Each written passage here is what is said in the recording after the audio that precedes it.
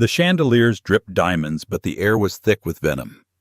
For Alice Vaughn, this glittering gala wasn't a party. It was a battlefield. She was invisible, a ghost haunting the edges of her old life. Then she saw him, Richard Grayson, her ex-husband. The man who had taken her dreams, her company, and her name, leaving her with nothing. With his new trophy wife on his arm, he sneered, his voice cutting through the music. "Alice, what are you doing here? This is a party for somebodies. You're a nobody." But Richard didn't know who was watching. And in 5 minutes, a single gesture from the most powerful man in the room wouldn't just change her life. It would end his. The invitation had felt like a mistake, a cruel joke printed on heavy cream-colored cardstock. The Metropolitan Benefactors Ball. It was the beating heart of New York's elite, an event Alice had once helped organize, her name listed on the committee. Now she was only here because her best friend Sarah had a +1 and an iron will. "You have to go, Alice," Sarah had insisted, shoving a midnight blue velvet dress into her arms. "You've been hiding in that small studio apartment for a year. It's time to show them you're not broken." But Alice felt broken. A year ago, she wasn't Alice Vaughn. She was Alice Grayson, wife of the real estate mogul Richard Grayson, CEO of Grayson Holdings. Or rather, she was the silent, uncredited co-founder. She was the one with the architectural degree, the one who spent sleepless nights sketching the blueprints that launched his empire. He was the face, the salesman. She was the talent, the engine. And then he had replaced her. The divorce was a brutal surgical excision. His high-powered lawyers from the firm of Sullivan and Cromwell had painted her as a simple, supportive wife with no actual claim to the business she had breathed into existence. She walked away with a small settlement, her maiden name, and a silence so profound it felt like drowning. Now, standing in the grand ballroom of the plaza, she felt like an imposter. The air hummed with the sound of old money and new ambition. Women in Dior and Cartier jewels drifted past, their laughter like breaking glass. Alice clutched her simple beaded handbag, her only accessory, a pair of pearl earrings that had been her grandmother's. She kept to the perimeter, sipping champagne she couldn't taste, feeling the weight of 100 gazes that weren't even looking at her. "Alice, my God, is that you?" The voice was like fingernails on slate. Alice's blood didn't just run cold, it froze solid. She turned. Richard Grayson. He looked exactly as he always had, impeccable in a custom Tom Ford tuxedo, his dark hair artfully silvered at the temples. He radiated an aura of expensive cologne and ruthless success. On his arm was her Chloe, the new wife, a woman 10 years younger, draped in a backless gold dress that shimmered with every breath. "Richard," Alice said, her voice barely a whisper. Richard's eyes did a quick, dismissive scan. He took in her off-the-rack dress, her minimal jewelry, her nervous posture. A slow, cruel smirk spread across his handsome face. "I have to say, I'm stunned to see you here," he said, loud enough for the small circle of people nearby to turn. Chloe giggled, a high-pitched, empty sound. "My friend Sarah brought me," Alice said, trying to stand taller. "Sarah, ah yes, the legal aid lawyer. Commendable," Richard scoffed. He then leaned in, his voice dropping to a conspiratorial, venomous tone. "Listen, Alice, a word of advice from your old mentor." He gestured expansively at the ballroom, at the titans of industry and legacy families. "This is a party for somebodies, people who matter, people who build things." He paused, letting the insult land. You're a nobody. You don't belong here. You're embarrassing yourself." Every light in the room seemed to zero in on her. The music faded. All she could hear was the word, nobody, nobody, nobody. Chloe adjusted her diamond necklace, looking at Alice with a mixture of pity and triumph. "He's right, darling," Chloe chimed in. "This is A-list. You're just A." Alice's face burned. She felt the sting of tears but refused to let them fall. She wanted to scream about the late nights, the designs she had drawn, the foundation of his entire company that she had built with her own 2 hands. But the man who had called her his partner for a decade was looking at her like she was something he'd scraped off his shoe. "Excuse me?" Alice managed to choke out. She turned, pushing her way through the crowd, her heart hammering against her ribs. She didn't see Sarah looking for her. She didn't see the sympathetic glances from a few onlookers. She just fled, pushing through the heavy doors onto the deserted terrace, the cold October air hitting her face like a slap. He was right. She was a nobody. She had nothing. The terrace overlooked Central Park, the city lights a cold constellation below. Alice gripped the stone balustrade, her knuckles white. The word nobody echoed in the wind. It wasn't just an insult, it was the story Richard had written for her. She flashed back to 12 years ago. She was Alice Vaughn, the top of her class at Columbia Architecture. He was Richard Grayson, a junior real estate broker with relentless charm and zero capital. He didn't just fall in love with her, he fell in love with her talent. "We're a team, Alice," he used to say, kissing her forehead as she hunched over a drafting table at 3 a.m. "You design them, I'll sell them." Her first project was a crumbling pre-war building in Soho. The investors only saw a liability. Alice saw its bones. She spent 6 months creating a revolutionary mixed-use design, preserving the historic facade while creating a breathtaking glass and steel atrium inside. Richard presented it as his own. Grayson Holdings was born from her mind. The Grayson Tower, his flagship skyscraper that redefined the downtown skyline, her signature cantilevered design. The exclusive Hamptons waterfront properties. Her innovative use of sustainable, eco-friendly materials. She hadn't minded at first. She was the quiet partner. She hated the spotlight, he craved it.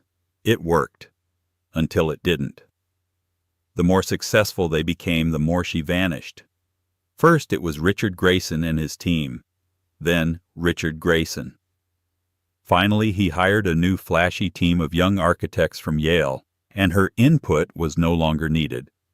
She remembered the day she found the Cartier bracelet in his briefcase. It wasn't her anniversary. It wasn't her birthday. The divorce was a masterclass in gaslighting.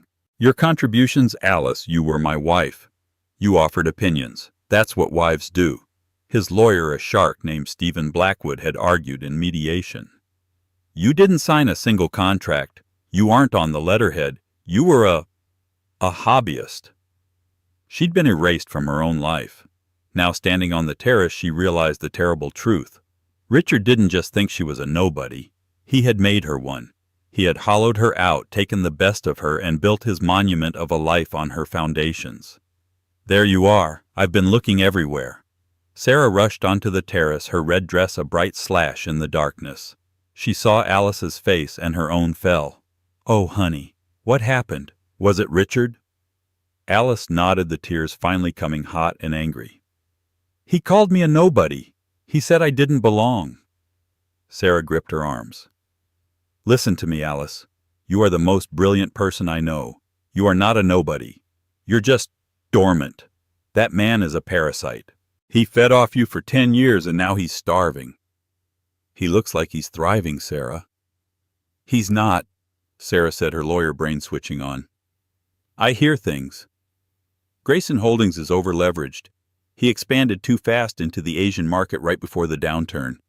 He's desperate. He needs a massive infusion of capital. That's why he's here tonight." "What do you mean?" "The guest of honor," Sarah said, pulling Alice back toward the door. "The white whale, Damian Sterling." Alice frowned. "The tech guy, Sterling Innovations?"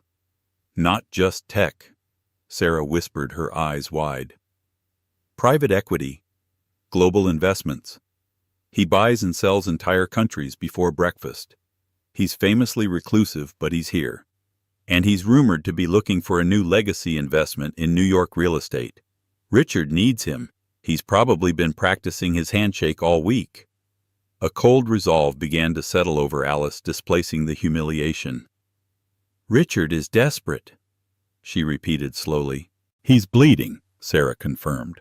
"Now are you going to let that vampire chase you away? Or are you going to go back in there, hold your head high and watch him grovel?" Alice wiped her eyes. She looked at her reflection in the dark glass of the door. The simple blue dress. The pearl earrings. She was still Alice Vaughn. She wasn't a ghost. Not yet. "Okay," Alice said, her voice stronger. "Let's go watch him grovel." Returning to the ballroom was different this time. The humiliation was still there, a dull ache beneath her ribs, but it was now overlaid with a sharp, cold focus. Alice was no longer a ghost. She was a spectator. Richard was exactly where Sarah predicted he'd be, circling the main stage, his gaze fixed on the ballroom's main entrance. He was a shark sensing blood, but what Sarah had said was true. He was also a wounded shark. Alice could see it now. The smile was just a fraction too wide. The way he checked his Patek Philippe watch was too frequent. He wasn't relaxed. He was hunting. "He's so transparent," Alice murmured. "All ego." Sarah agreed, flagging down a waiter for 2 fresh glasses of champagne. "He can't stand not being the biggest predator in the room. But he isn't. Not tonight." As if on cue, a sudden hush fell near the entryway. The buzz of conversation didn't stop, but it dipped like a wave pulling back before a tsunami. The string quartet seemed to falter for a half-beat. A phalanx of subtle, dark-suited security men entered first. They didn't scan the room. They assessed it, their movements economical and unnervingly precise. And then he walked in. Damian Sterling. He was nothing like Richard. Where Richard was loud, Sterling was silent. Where Richard wore his success like a costume, Sterling wore his like a second skin. He was perhaps 40, with sharp, intelligent eyes that seemed to take in the entire room in a single sweeping glance. He wore a simple black tuxedo, perfectly tailored, with no flashy watch, no diamond cufflinks. He didn't need them. He radiated a quiet gravitational pull. Power didn't shout. It was. The host of the event, an elderly philanthropist named Mrs. Astor, hurried to greet him. He bowed slightly, taking her hand with a grace that was almost old-fashioned. "That's him," Sarah whispered, practically vibrating. He founded Sterling Innovations with $50,000 and a patent for a new type of data encryption. Now he's worth, well, estimates vary, $50 billion, 100. Richard, spotting his quarry, immediately began to move. He cut off Mark Jennings, the CEO of a rival firm, mid-sentence, and started shouldering his way through the crowd, Chloe trailing in his wake like a golden streamer. "Mr. Sterling!" Richard boomed, his hand outstretched. Damian Sterling turned, his expression unreadable. He looked at Richard's extended hand, then at his face. He didn't take the hand. "Mr. Grayson," Sterling said. His voice was quiet, a smooth baritone, yet it cut through the noise. "A true honor, sir. Richard Grayson, Grayson Holdings. I've been following your work in renewable tech. Fascinating." "Have you?" Sterling replied. It wasn't a question. He still hadn't taken Richard's hand. Alice watched, fascinated. Richard's smile wavered. He was being subtly, expertly, and publicly snubbed. "I believe," Sterling continued, his gaze drifting past Richard, "that the auction is about to begin, if you'll excuse me." He nodded once, a curt dismissal, and moved toward the head table, leaving Richard standing with his hands still awkwardly hovering in the air. Chloe looked furious at the slight. Richard's face flushed a dull, angry red. He slowly lowered his arm, his eyes narrowing. He hated being made to look small. "Ouch," Sarah muttered, sipping her champagne. "That's a cold shoulder from a man who could buy and sell him before the appetizer." And the lights dimmed, and the auctioneer, a jovial man named Charles, took the stage. "Ladies and gentlemen, welcome. Your generosity tonight will help preserve the cultural landmarks of our great city." Alice and Sarah found a spot near the back by a large marble pillar. Alice watched the head table. Damian Sterling was seated, listening intently. Richard and Chloe were at a nearby table, Richard leaning in, whispering angrily to his wife. "And now," Charles announced, Our marquee item, the complete restoration of the long-neglected Hawthorne Conservatory in Central Park. A true gem of Victorian architecture left to decay. Until tonight, we will start the bidding at $500,000. Alice's breath hitched. The Hawthorne Conservatory. She knew it well. It was her passion project. Years ago, before Grayson Holdings was a behemoth, she had drawn up a full proposal for its restoration, presenting it to the city as a pro bono project. The city had loved it. Then Richard got his first major contract, a new high-rise. He needed the city to approve his zoning variances. He'd pulled her project, trading the conservatory's restoration for the political capital he needed. He'd let it rot all for a zoning permit. A tragedy, that building, Sarah murmured. Yes, Alice said, her voice tight. It is. The bidding began. The bidding for the Hawthorne Conservatory was, as expected, a display of ego. $500,000, the auctioneer Charles began. A hand at a front table shot up. $600,000, Thal. 600, do I hear 7? 700,000, came a call from the side. Alice watched Richard. He was biding his time, letting the small fish tire themselves out. He leaned back, whispering to Chloe, a confident smirk back on his face. This was his territory. Real estate. Landmarks.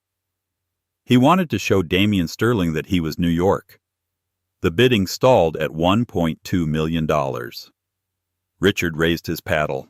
$2 million, he declared, his voice ringing with authority. The room gasped. It was a jump bid designed to intimidate, to shut down the competition. Charles beamed. $2 million from Mr. Richard Grayson. A magnificent gesture. Do I hear 2.1? Silence. The other bidders lowered their paddles. Richard looked pointedly toward the head table, checking for Sterling's reaction. Sterling was impassive, watching the stage. Going once, Charles called out. Going twice. 2,500,000. The voice came from the back of the room. It wasn't a shout. It was a calm, clear statement from one of the auction's spotters' staff members who took bids from those who wished to remain anonymous. The room stirred. Who was counterbidding? Richard's smirk vanished. He looked annoyed. He'd been upstaged. 2,500,000 from an anonymous bidder, Charles announced, thrilled. Mr. Grayson. Richard held up his paddle instantly. 3 million. He was angry now. This wasn't generosity. It was a turf war. 3,500,000, the spotter called out immediately without hesitation. A collective ooh swept the ballroom. This was a true fight. Richard was sweating. Alice could see the muscle jumping in his jaw. This was more than he'd intended to spend. He was financially exposed, but he was also publicly committed. Backing down now in front of Sterling was not an option. Mark Jennings is watching him, Sarah whispered to Alice, gesturing to Richard's rival, who was grinning from ear to ear. This is killing Richard. 3,700,000, Richard bid out. 4 million, the spotter replied instantly. Richard slammed his hand on the table. Chloe grabbed his arm.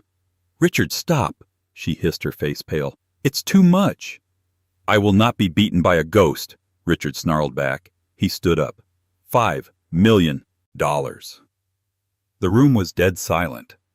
$5 million. It was an astonishing sum. Richard was breathing heavily, his face slick with sweat, but he looked triumphant. He had won. Charles looked at the spotter at the back. The spotter was listening to an earpiece, his face neutral. Do we have a counterbid? Charles asked, his voice trembling with excitement. The spotter nodded. My bidder asks if Mr. Grayson is quite finished. The room exploded in laughter and gasps.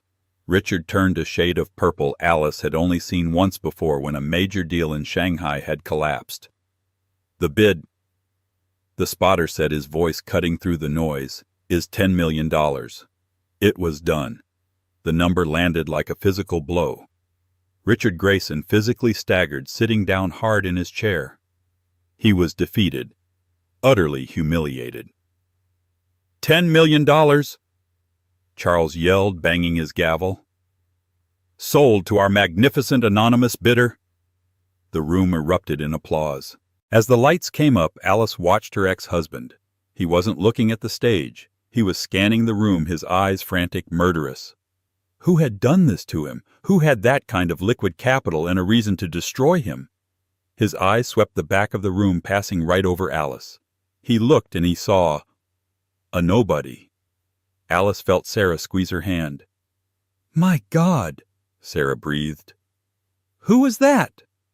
Alice turned to her friend, and for the first time in a year she smiled. It was a small, dangerous smile. "I have an idea," she said. The auction's conclusion left a chaotic energy in the room. The formal part of the evening was over and the real business networking had begun. But the only topic of conversation was the $10 million bid.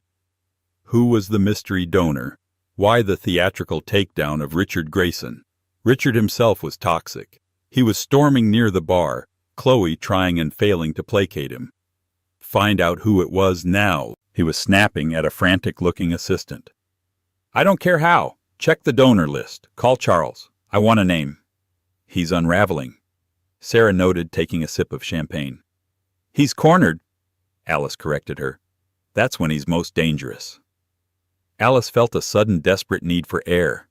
The victory felt good, but the tension was suffocating. "I'm just going to step out for a moment," she told Sarah. She made her way toward the terrace doors, keeping her head down, trying to avoid the main thoroughfares. She just wanted to be alone, but she didn't make it. "You." Richard's voice was low and guttural. He had seen her. He grabbed her arm, his fingers digging into her skin, and dragged her into the alcove by the coat check, away from the main crowd, but still visible. "Richard, let go of me. You're hurting me." "Was it you?" He hissed, his face inches from hers. His eyes were bloodshot. "Was this some pathetic stunt? Did you and your little lawyer friend pool your savings?" "Don't be ridiculous," Alice shot back, yanking her arm free. "You think I have $10 million? I don't know what you have, but you were smiling. You enjoyed that. You enjoyed seeing me humiliated." "You humiliated yourself, Richard," Alice said, her voice cold. "You couldn't stand not being the center of attention. You were beaten. Get over it."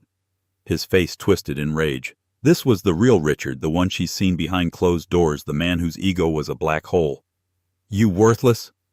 He stopped, catching himself as a couple walked past. He lowered his voice again. "You think you're so smart. You're nothing. You came here in your little rented dress to feel important, but you're just a ghost. You don't exist. You are a nobody, Alice. You hear me? No. Body." He punctuated the last word with a sharp poke to her shoulder. "Mr. Grayson." The quiet baritone sliced through Richard's tirade like a chilled steel blade. Richard froze.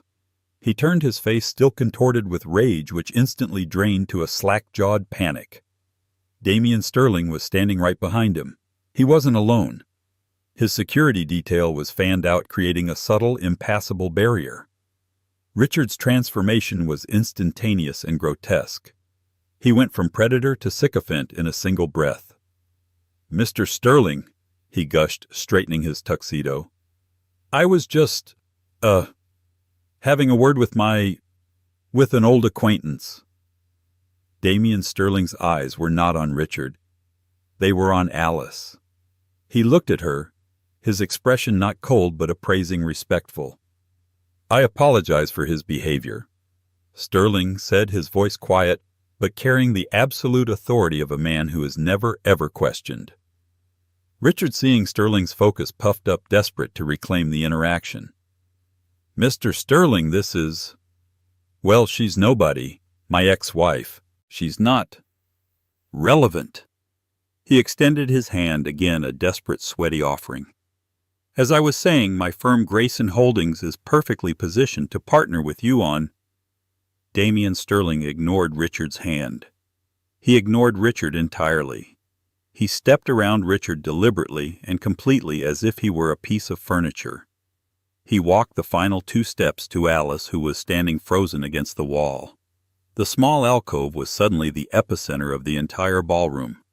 Everyone was watching. Chloe from across the room had stopped her wine glass halfway to her lips. Mark Jennings was openly staring. Damian Sterling stopped in front of Alice. He took her right hand, the one Richard had grabbed. Then he did something that stopped the world. He bowed his head, a gesture of profound respect, and pressed his lips to the back of her hand. A collective audible gasp swept the room. It was not a romantic gesture. It was a coronation. It was the kiss of a king to a visiting queen. Richard Grayson's face, which had been red with rage, then pale with panic, now turned a chalky, sickly white. Damian Sterling straightened up, still holding Alice's hand. He looked at her with a small, appreciative smile. "Ms. Vaughn," he said, his voice resonating in the stunned silence, "it is an absolute honor to finally meet you in person.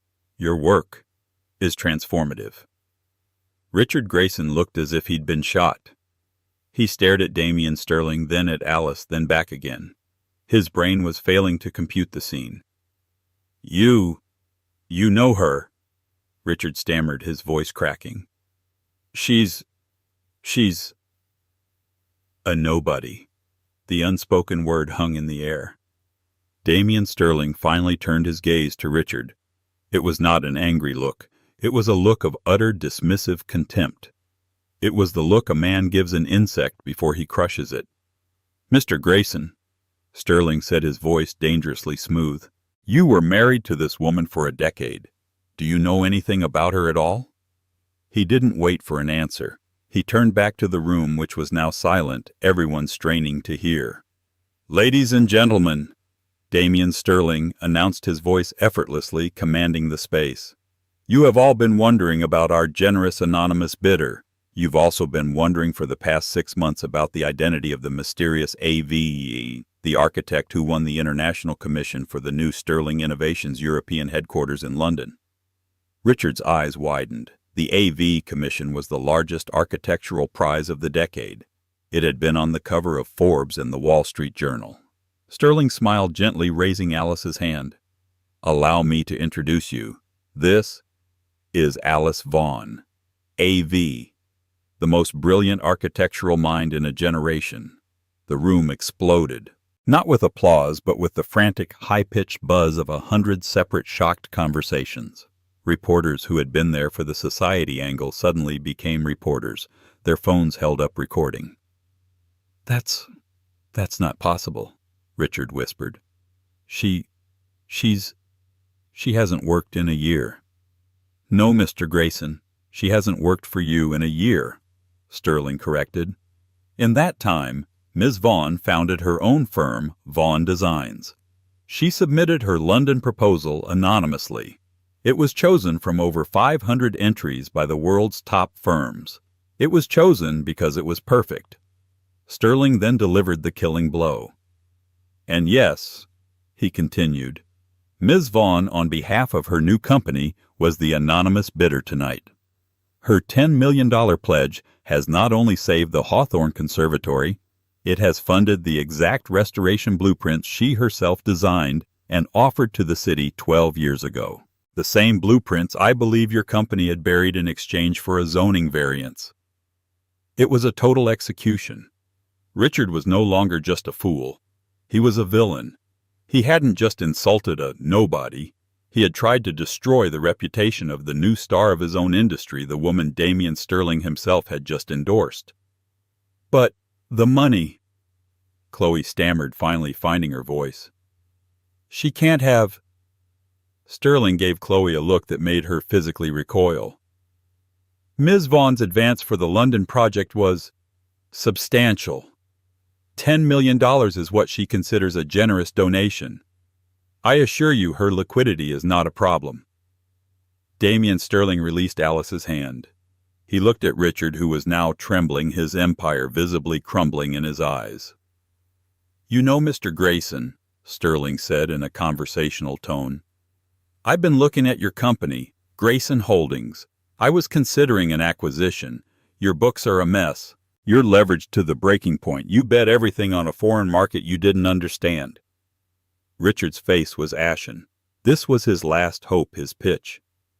"However," Sterling continued, "my primary holding company, Stratus Equity, recently acquired a controlling interest in the bank that holds your outstanding $300 million in debt, Atlantic Merchant Bank."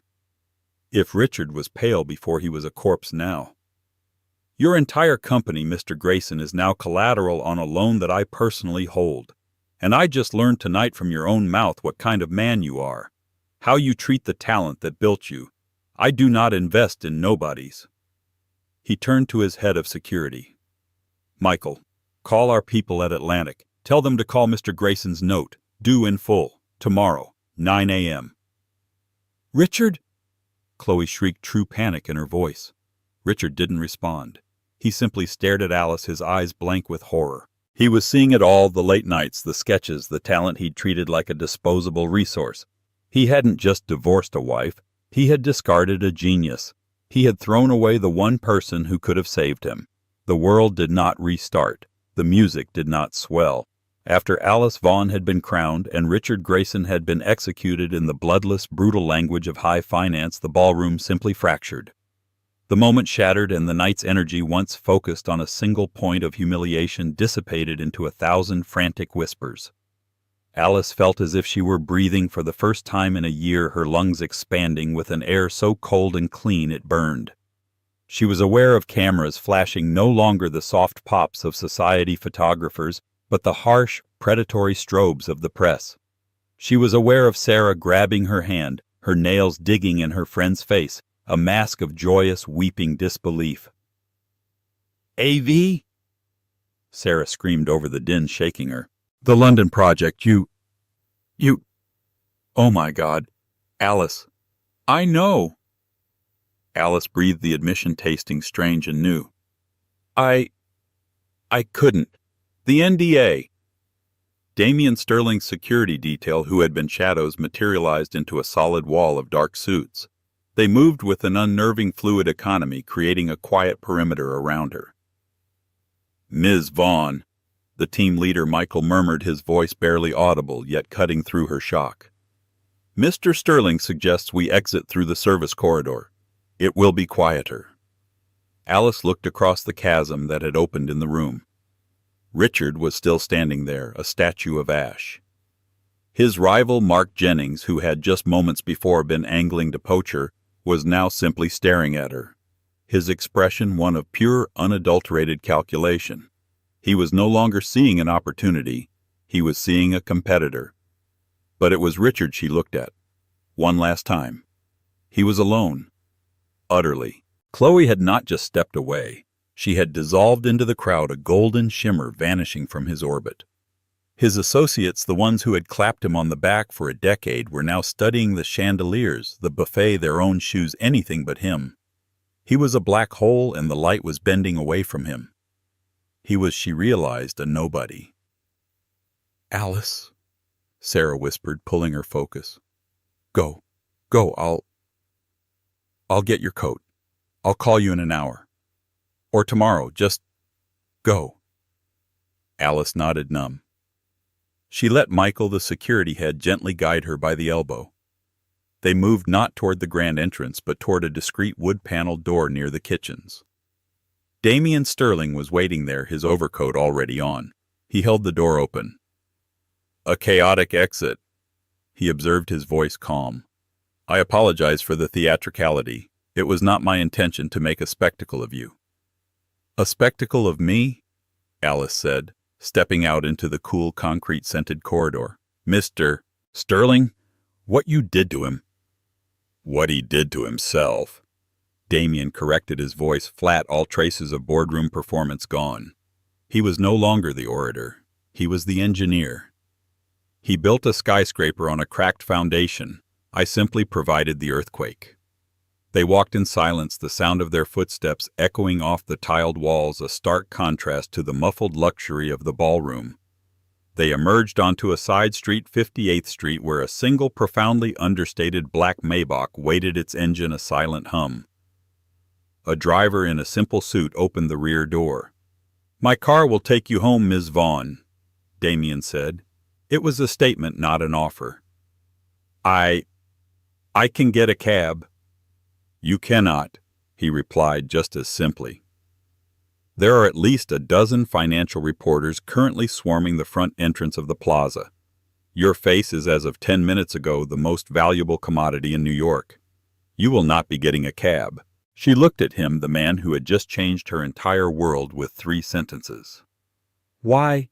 She asked the question, small but heavy. "Why do all this the commission?" "Yes. But that was a public execution. You destroyed him." Damien paused, his hand on the car door. The streetlight caught the sharp intelligence in his eyes. "As I said, Ms. Vaughn," he replied, his voice a low, precise baritone, "I protect my investments. Your talent is my investment. But there's a simpler reason. I am an architect of a different kind. I build systems, data, finance, logistics. I despise vandalism." Vandalism. "He buried your plans for the conservatory," Damien said. "He let a masterpiece of Victorian design rot, trading it for a zoning permit. He took your genius and vandalized it for profit. I don't care for that. I don't care for it at all. Get in the car, Alice. You have a very, very busy day tomorrow." She got in. The door closed with a heavy soundproof thud, sealing her inside a tomb of black leather and silent absolute power. As the car pulled away, she looked out the tinted window. She didn't see Richard. She didn't see the party. She only saw the reflection of her own face, pale and stunned, looking back at her. At 8:51 a.m. the next morning, Alice Vaughn stood in the lobby of the Sterling Innovations Tower. It was not a building. It was a statement. A sheer black glass monolith that seemed to drink the morning light. She was wearing a new sharp navy blue suit from Theory, purchased at 8:10 a.m. from a department store that had just opened its doors. Her old life was in her small studio apartment. This was her new armor. At 9:01 a.m. she was escorted to the 80th floor conference room. It wasn't a room, it was the sky. 3 walls were glass, offering a godlike 270-degree view of Manhattan. Damien Sterling was already there, not at the head of the table, but halfway down. He was with 3 others. They all stood as she entered. "Ms. Vaughn, thank you for being punctual," Damien said. "This is Maria Flores, my general counsel. This is Dr. Kenji Tanaka, our head of engineering, and this is Robert Vale, head of global real estate." There were no congratulations. There was no mention of the gala, no talk of Richard, no gossip. There was only a 3D printed model of the London headquarters on the table.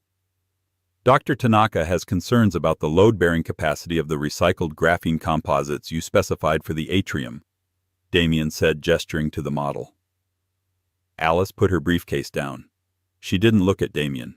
She looked at Dr. Tanaka. "Your concern," she said, her voice clear and steady, "is based on the assumption that the load is static. It is not. The design uses a dynamic tensed truss system. The composites are merely a fairing. The load is carried by the tension cables as shown in blueprint A40 subsection D." Dr. Tanaka stared at her. He picked up a tablet, swiped through a file, and then a slow smile spread across his face. "Of course," he murmured. It's a suspension bridge. On its side. My God." Maria Flores, the lawyer, slid a thick portfolio across the table. "Ms. Vaughn, this is the finalized partnership agreement. As Mr. Sterling announced, Vaughn Designs is now the lead architectural partner for all Sterling real estate ventures present and future. This contract establishes an initial $50 million line of credit for staffing and operations independent of the London project's $20 million advance." Alice opened the portfolio. Her hands were shaking. Vaughn Designs, a company that 24 hours ago was just an LLC registered to a P.O. box. "And one last item," Robert Vale said, sliding a second thinner folder over. "The title transfer for the Hawthorne Conservatory. The $10 million pledge has been registered with the city. The site is officially yours as of 8:45 a.m. this morning. You can break ground whenever you are ready." Alice looked up from the papers at the 3 powerful professional faces and then at Damien Sterling. He was simply watching her, his expression neutral. He had given her everything. Her past, her present, and her future. At that exact same moment, 9:01 a.m., 20 blocks south, Richard Grayson was storming into the 40th floor boardroom of Grayson Holdings. "Get Stephen Blackwood in here now!" he roared. His tuxedo from the night before was on the floor of his office, and he was in a rumpled $5,000 chiton suit he had slept in. His CFO, a perpetually nervous man named David Chen, was already there, his face the color of putty.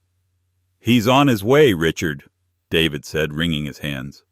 The digital front page of the Wall Street Journal just dropped." He turned his monitor around. The headline was stark. "Sterling calls $300 billion note on Grayson Holdings. Shares halted." "He can't do that." Richard slammed his fist on the table. "It's a personal vendetta. It's illegal. Blackwood will sue him into the ground." "Actually," Stephen Blackwood said, walking in his briefcase, snapping open. The lawyer who had so ruthlessly dismantled Alice's claims now looked grim. "He can do that, and it is legal." "What?" Richard's bravado evaporated. "The covenants on your note from Atlantic Merchant Richard," Blackwood said, pulling out a document. "You were in technical default 3 weeks ago when your projections for the Shanghai Tower missed their Q3 target. The bank, which Sterling's equity firm now controls, had the right to call the note at any time for any reason.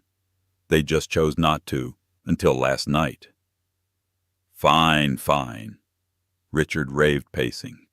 "So we refinance. We'll go to Morgan Stanley. We'll go to Jennings, Mark Jennings. He'll buy us out. He hates Sterling. Call him." David Chen, the CFO, looked like he was going to be sick. He already called Richard. At 8:30 a.m. "See, good, what did he offer?" "He offered 50 cents on the dollar. Not for the company, for the debt. He wants to be your new creditor. He wants to own you, Richard. For sport." The blood drained from Richard's face. He was trapped. "We don't have the capital, Richard," David said, his voice a whisper.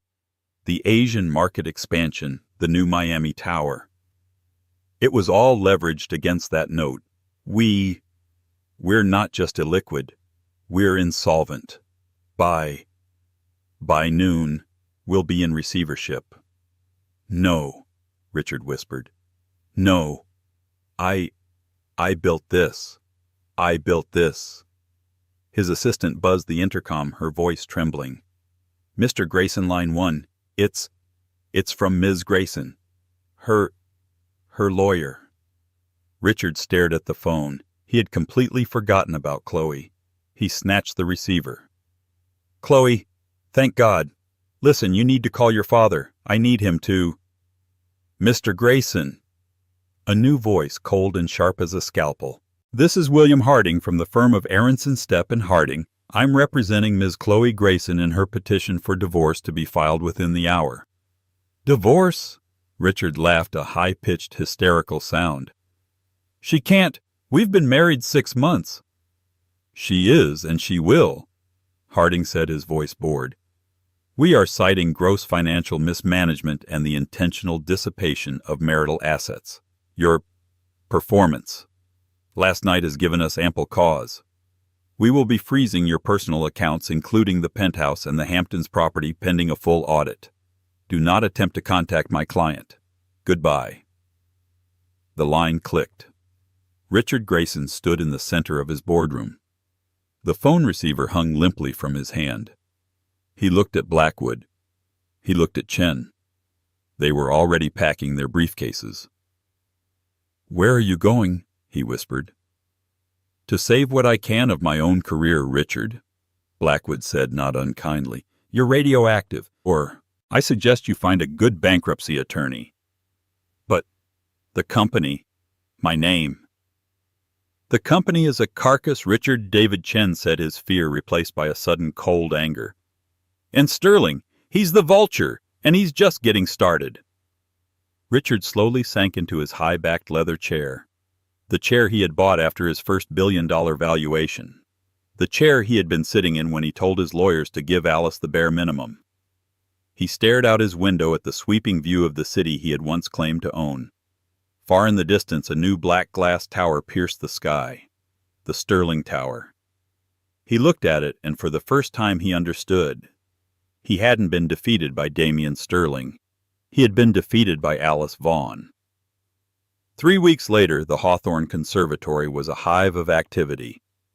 The chain-link fence, once covered in no trespassing signs, was now a gateway.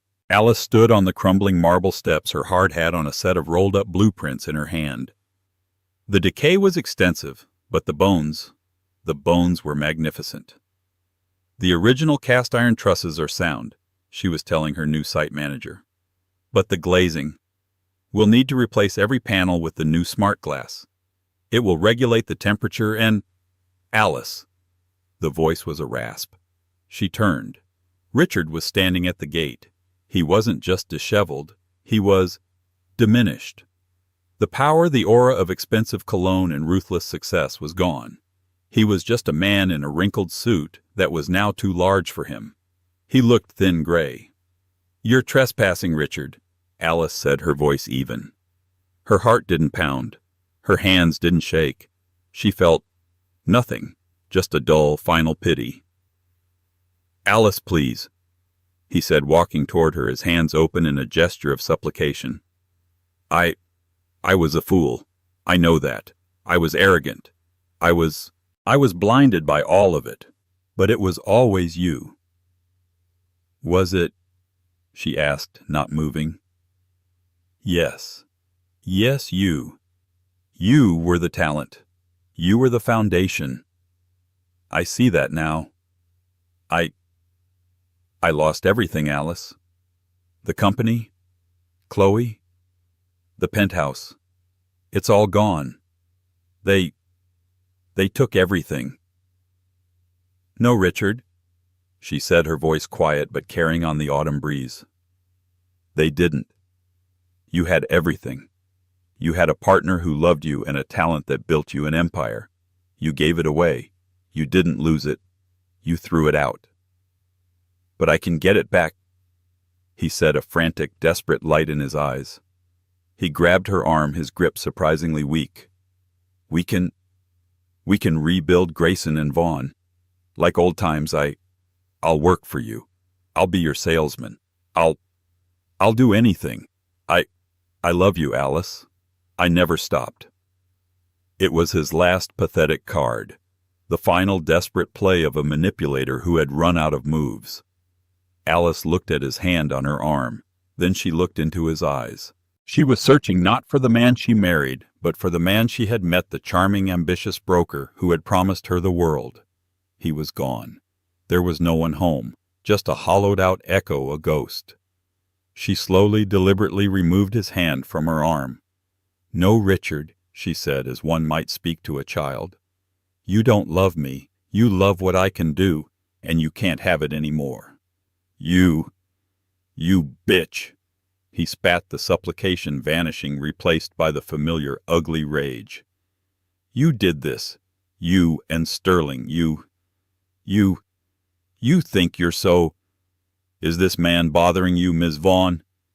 A new voice, deep and calm, cut through his tirade. Two of her new foremen had walked up, their tool belts heavy, their expressions unamused. Richard froze. He looked at the two large men. He looked at Alice standing calm and protected, her blueprints in her hand. He had no power here. He had no authority. He had no name. "No, Miguel," Alice said, not taking her eyes off Richard. "He's just leaving. Aren't you, Richard?" He stared at her, his face a mask of bitter, impotent hatred. He had called her a nobody, but he was the one who had been erased. Without another word, he turned, stumbled on the broken path, and walked out of the gate. He didn't look back. 6 months later, the sun was bright on a crisp spring morning.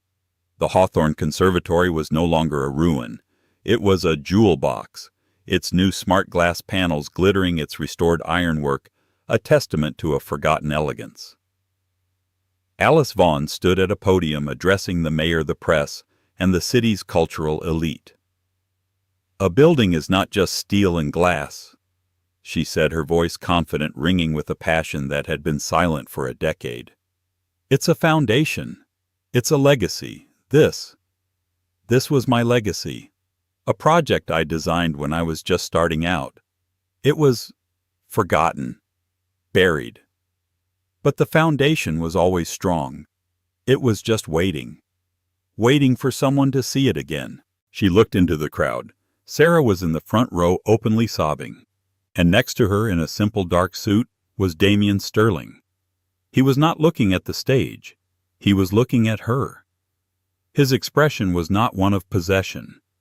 It was one of profound intellectual and total admiration. After the applause died down and the reporters swarmed, Damien moved to her side. "A fine speech, Ms. Vaughn," he said. "Alice," she corrected him, smiling. "I think we're past the formalities, Damien." "Alice," he agreed. A small smile touched his own lips. "The London Tower's foundation was poured last week. Your projections were correct to the millimeter. You've impressed Dr. Tanaka. He's not easily impressed."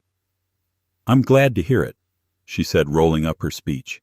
"Thank you for this, for everything, for seeing me." "I just provided the resources, Alice," he said.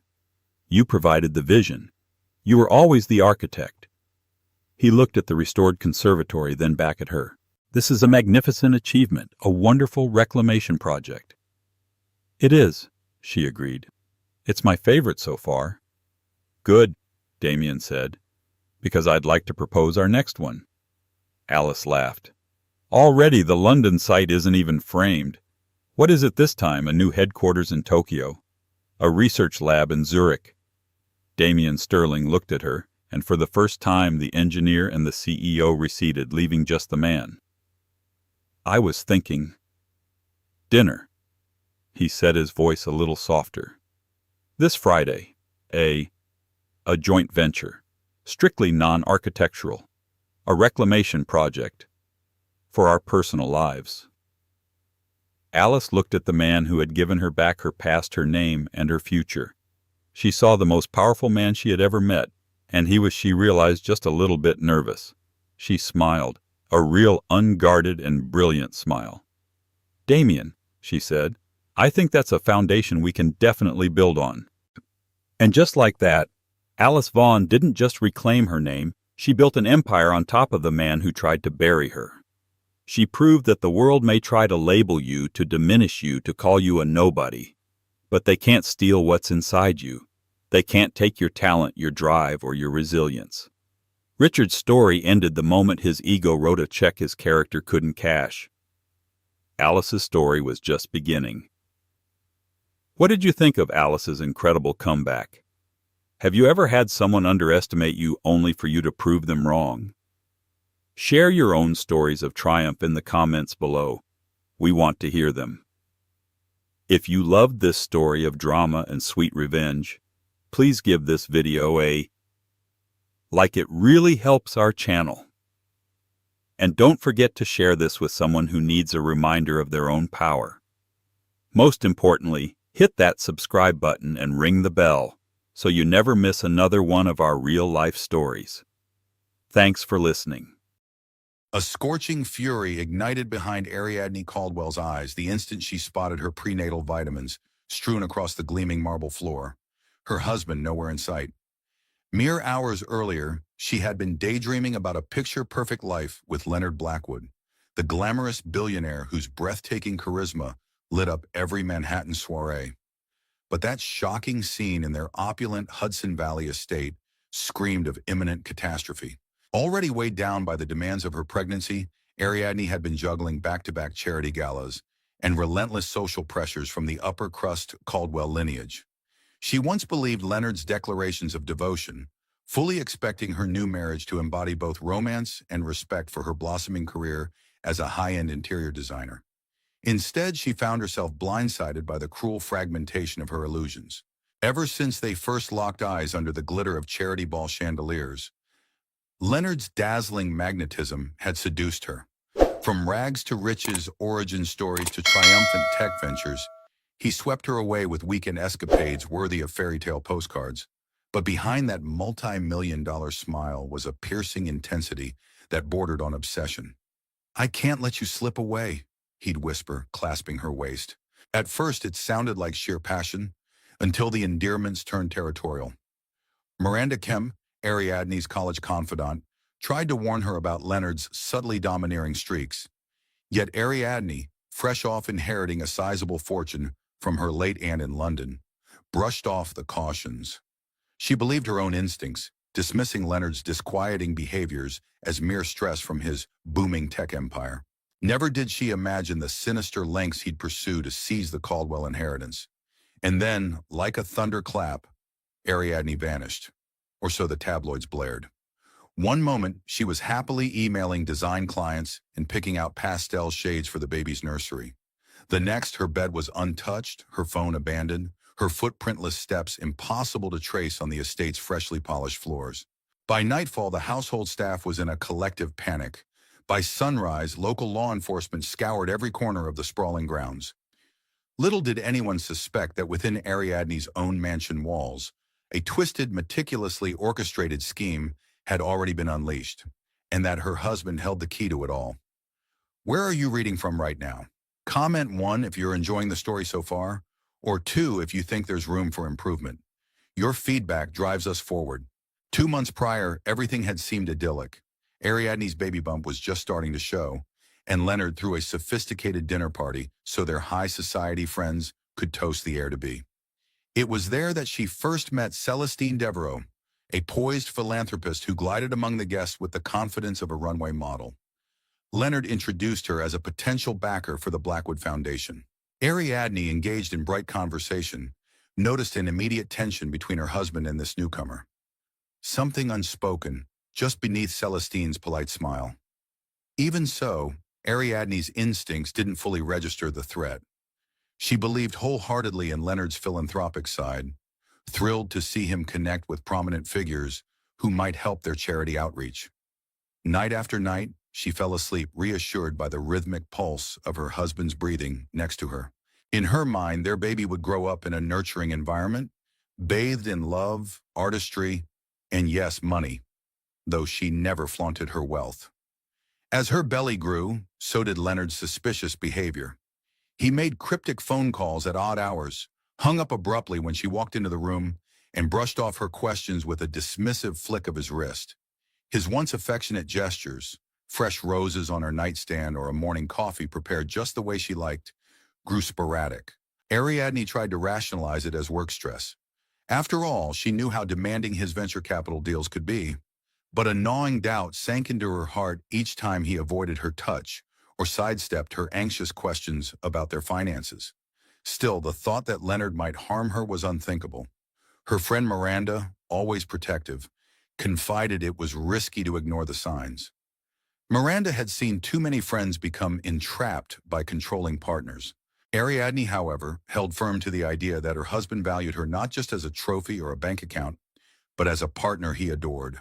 That delusion cracked the day she overheard him telling someone on the phone, in icy tones, "Don't worry, it will all be handled.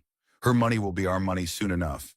No one expected Ariadne Caldwell to be the one who disappeared, least of all Detective Lucia Vargas. A seasoned investigator with a knack for finding hidden motives, Vargas had been assigned to the Caldwell-Blackwood case after a frantic 911 call from Helen Frost, Ariadne's personal assistant. Helen insisted her boss's abrupt vanishing made no sense. The wealthy sometimes took off on spontaneous retreats, but not pregnant women who had a doctor's appointment in 2 days and an ongoing project due with a major client. Upon arriving at the estate, Detective Vargas found Leonard pacing the grand foyer in an expensive suit, impeccably tailored. His grim expression was meant to convey concern. "We had a minor disagreement last night," he told her, eyes fixed on the marble floor. "She's stressed about the baby and needed some space. But this is not like her at all."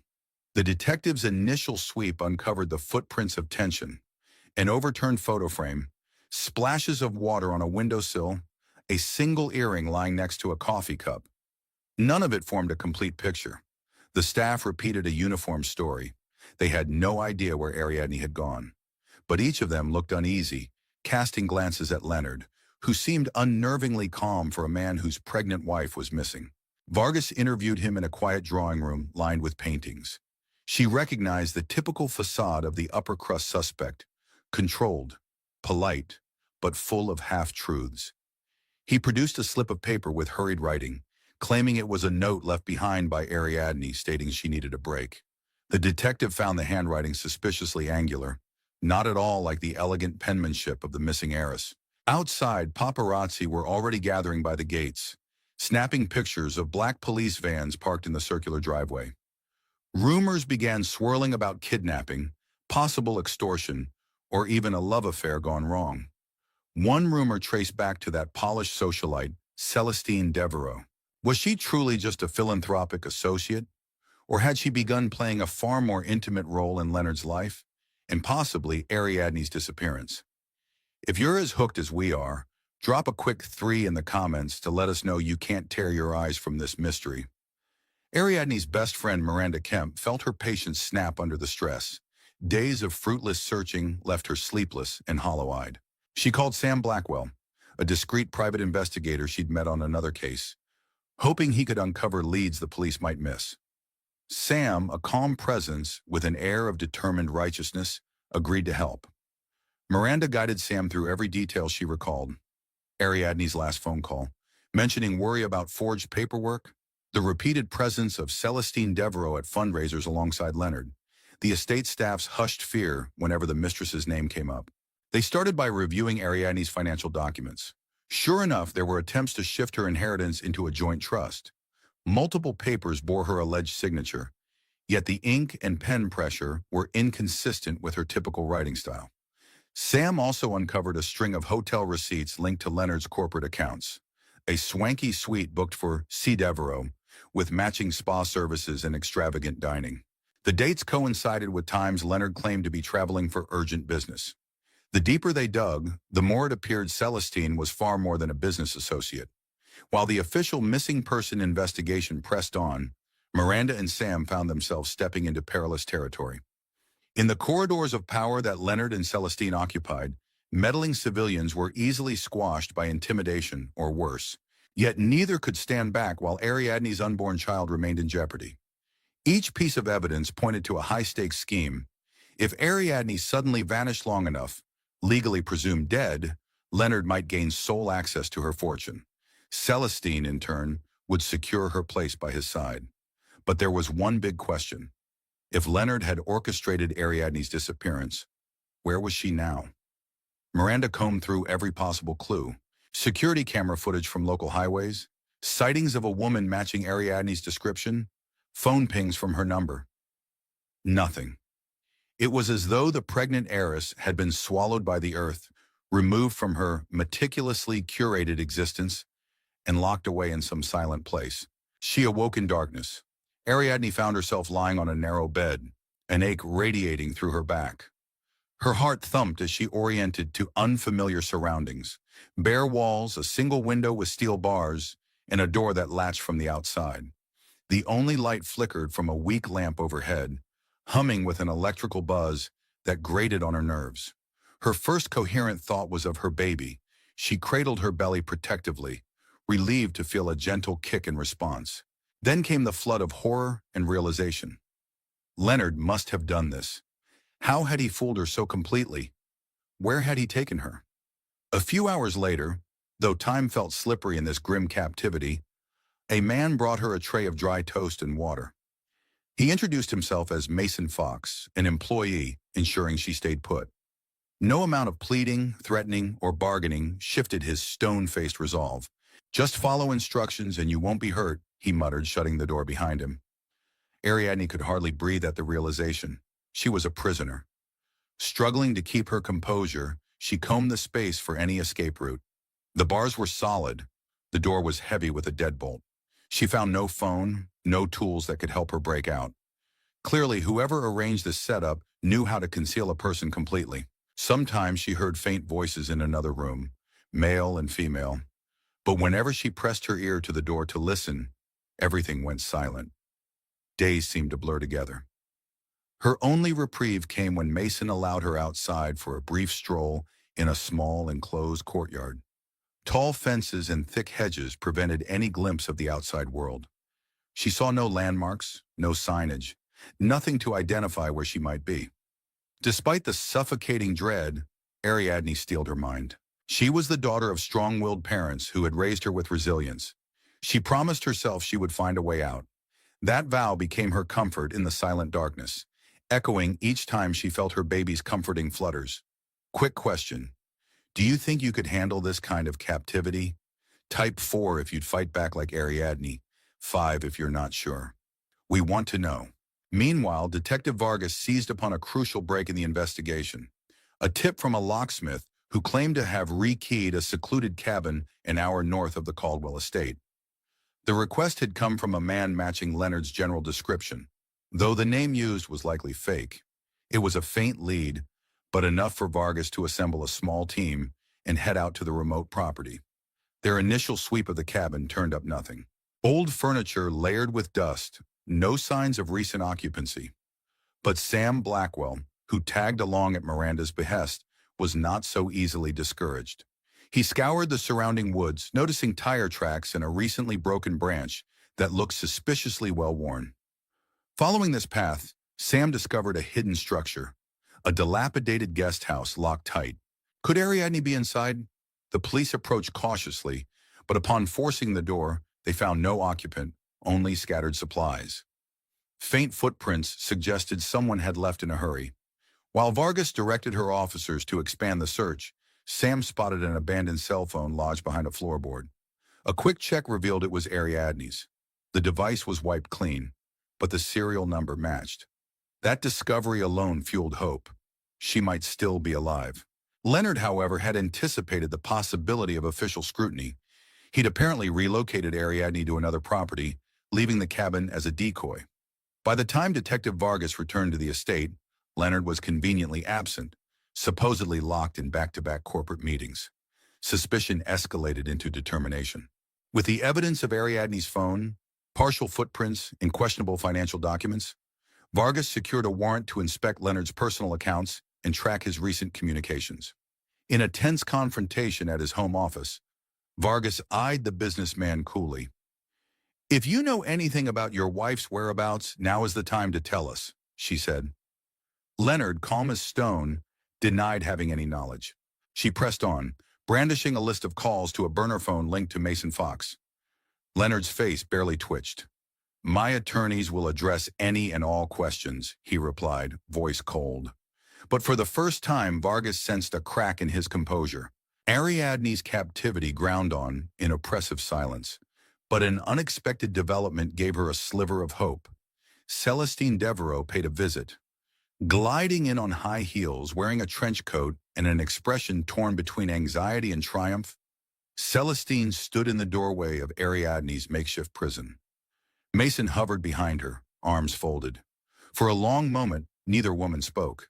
Ariadne was half shocked to see the socialite so brazenly stepping into the fray, yet it confirmed every suspicion that Celestine was involved.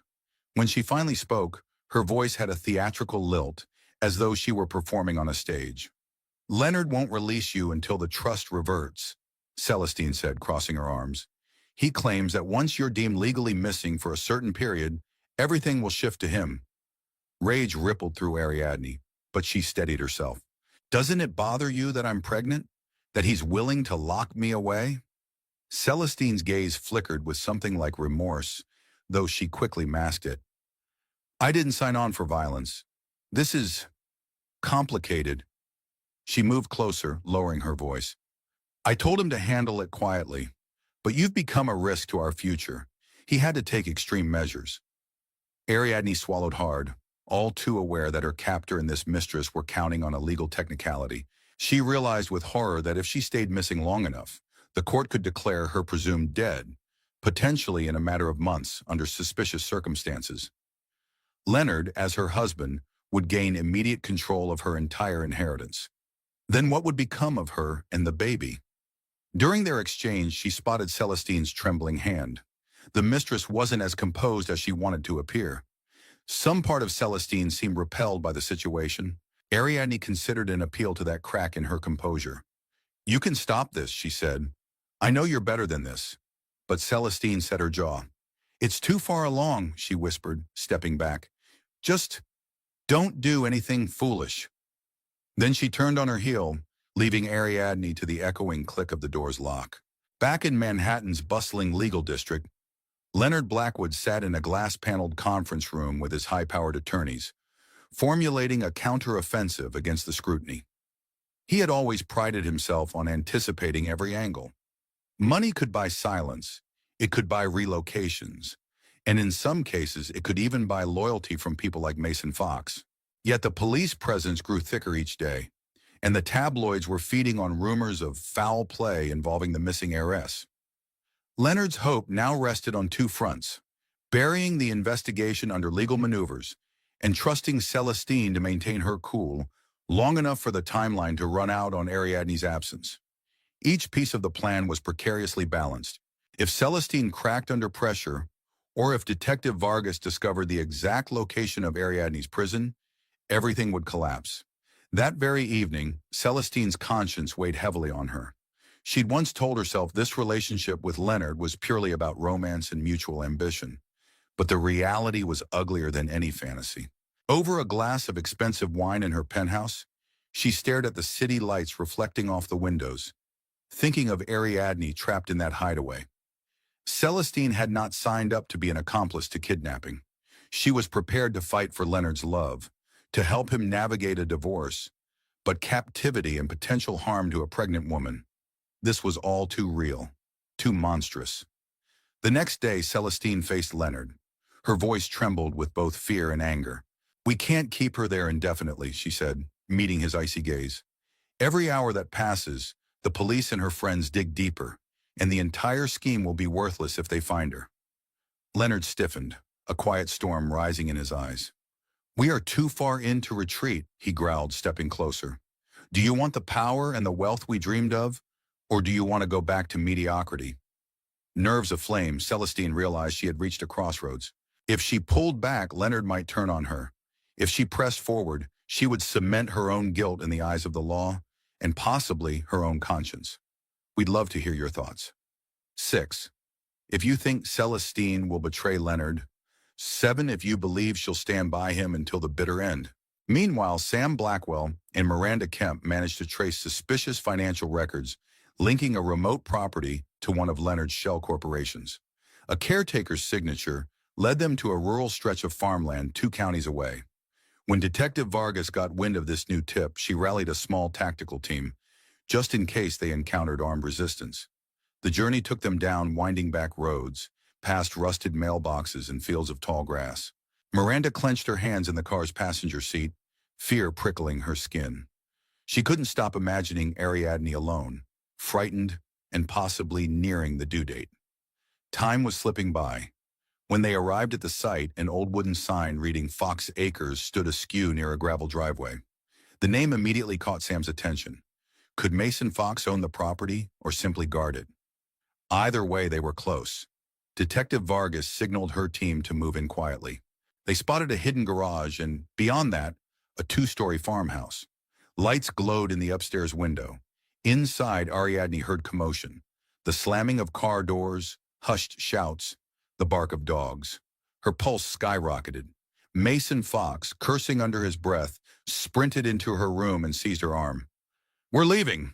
Now!" he snarled. She resisted with all her might. If the police were here, this was her chance. A momentary scuffle broke out as she tried to wrest free, but he outweighed her by at least 80 pounds. The next instant, the door burst open, revealing 2 officers in tactical gear. Mason, cornered, drew his weapon, only to be forced to the floor by a swift tackle. Ariadne stumbled back, nearly collapsing from a rush of relief, tears blazing in her eyes.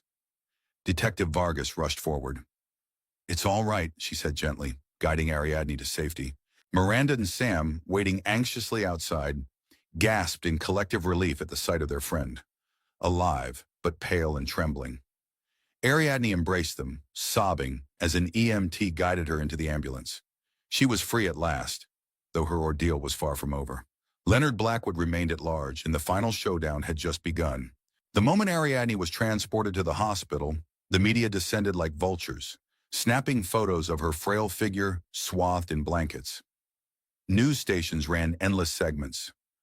Pregnant heiress found alive after harrowing abduction, complete with speculation on Leonard's role in the crime.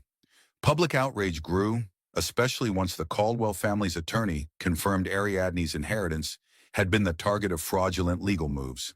Detective Vargas, meanwhile, secured an arrest warrant for Leonard Blackwood on multiple charges, including conspiracy to commit kidnapping and intent to defraud. But by the time they reached his Manhattan penthouse, he was gone. The doorman insisted he'd seen Leonard leave with a single suitcase, offering a curt goodbye. It didn't take long to confirm that Celestine Devereaux was also missing. Back in her hospital room, Ariadne endured a thorough checkup. While the baby showed signs of stress, both mother and child were stable. Still, her mind spun as she recounted the horror to Vargas, Sam, and Miranda. Recalling Celestine's visits to her captivity sent chills through her. She seemed uncertain, Ariadne murmured, like she hadn't fully realized the gravity of what Leonard planned. The legal team prepared for a major court battle to secure Ariadne's statements and freeze Leonard's assets. Banks were alerted, offshore accounts flagged, and a multi-state dragnet launched. The scandal soared beyond local gossip. Financial experts weighed in, condemning Leonard's unscrupulous attempts to access Caldwell wealth. Anonymous tips placed him in private airfields from New Jersey to Florida, but every lead so far was a dead end. A twist arrived unexpectedly. Celestine contacted Detective Vargas through an attorney, offering to surrender if she could broker a deal. Ariadne herself was stunned upon hearing it. Was Celestine ready to flip on Leonard, providing the final thread of evidence that could ensure his capture? It appeared so. The mistress confessed to orchestrating certain details, forging documents, and staying silent about Ariadne's location. But she claimed Leonard had manipulated and threatened her too. Ariadne listened to these revelations with a mixture of disgust and pity. If Celestine truly knew everything, her testimony might be the key to putting Leonard behind bars for good. A tense standoff played out at an isolated private airstrip near the Canadian border. Acting on Celestine's tip, Detective Vargas's team set up a perimeter around a hangar rumored to house Leonard's chartered plane. In the crisp, moonlit sky, an eerie hush settled over the runway as officers waited behind cargo crates and silent squad cars. Somewhere near midnight, the sound of a sleek black SUV pierced the stillness. Headlights illuminated the tarmac as Leonard stepped out, glancing around warily. He wore a black jacket, baseball cap pulled low. Detective Vargas watched from a distance, heart pounding. This was their one shot at capturing him before he fled the country. With a silent signal, the officers moved in. For a moment, Leonard froze, locking eyes with Vargas. Then he tried to bolt, sprinting for the open door of the hangar. Floodlights snapped on, revealing the entire tactical team. Realizing he was cornered, Leonard's face morphed into a mask of desperation. "You have no proof," he shouted, voice echoing off the metal walls. Vargas advanced, her weapon trained on him. "We have Ariadne Caldwell," she replied. "We have her testimony and Celestine Devereaux's statement. It's over." Leonard turned as if to run again, but officers surrounded him, rifles raised. With nowhere to go, he dropped to his knees, cursing every name he could think of: Ariadne, Celestine, Vargas, and Sam Blackwell. Even as he was handcuffed, Leonard hurled threats. "My lawyers will tear your case apart. You'll pay for this." But the anger in his eyes revealed that beneath the bravado, he knew he'd lost. A hush followed as Detective Vargas read him his rights. Within the hour he was in custody, faced with near-certain charges that would end his freedom and strip away the fortune he'd spent years lusting after. Word spread rapidly. The billionaire who allegedly imprisoned his pregnant wife was finally behind bars. Paparazzi flocked to the police station, capturing the cold fury on Leonard's face. Reporters hammered him with questions, but he only muttered curses under his breath. The smug tycoon's empire of lies and deception had finally come crashing down. Don't forget to tell us which moment shocked you the most so far. Comment 8 if Leonard's capture gave you goosebumps. Weeks later, Ariadne Caldwell sat in a sunlit living room, cradling her newborn daughter, Camille, who had arrived a touch early but healthy. The final chapter of her ordeal took shape in a courtroom where Leonard faced multiple convictions: kidnapping, attempted financial fraud, and reckless endangerment of a pregnant woman. His longtime mistress, Celestine Devereaux, cooperated with the prosecution in exchange for a reduced sentence, though her role in forging legal documents landed her behind bars for several years. The scandal reverberated across the city. Business associates distanced themselves from Leonard's name. Philanthropic boards removed him from positions of influence, and the shell corporations he'd used to hide funds were systematically dismantled. Ariadne, finally free from his manipulation, retained full control of her inheritance, along with a renewed sense of purpose. She moved out of the grand estate that once symbolized her broken marriage, choosing a modest but warm home closer to Miranda's place. In the aftermath, Ariadne found herself strangely grateful. The trauma had tested her to the core, but it also led her to a deeper understanding of resilience. She began counseling other women in privileged circles, helping them recognize warning signs of financial and emotional abuse. Her story became a cautionary tale, proving that behind glittering wealth, cruelty and greed could lurk in the shadows. On a crisp evening, Sam Blackwell visited Ariadne, bringing a framed photograph of them, Miranda, and baby Camille. Together, they reflected on the night Ariadne was rescued. She felt a surge of gratitude for the unyielding friendship and unwavering determination that had saved her life. "I can't repay you," she told Sam, voice tender, "but I'll pay this forward every day." He squeezed her hand with a soft smile. "Just keep living boldly. That's all the reward any of us need." In the stillness after he left, Ariadne rocked Camille to sleep, gazing at the sleeping child's cherubic face. Though scars lingered, flashbacks of captivity, nightmares about what Leonard might have done, she'd emerged stronger. Surrounded by caring friends, safeguarding her child, Ariadne finally felt free to breathe. She whispered a vow to her daughter. "We will never be prisoners again." If you found this expanded narrative gripping, let us know by hitting the virtual like and dropping a comment.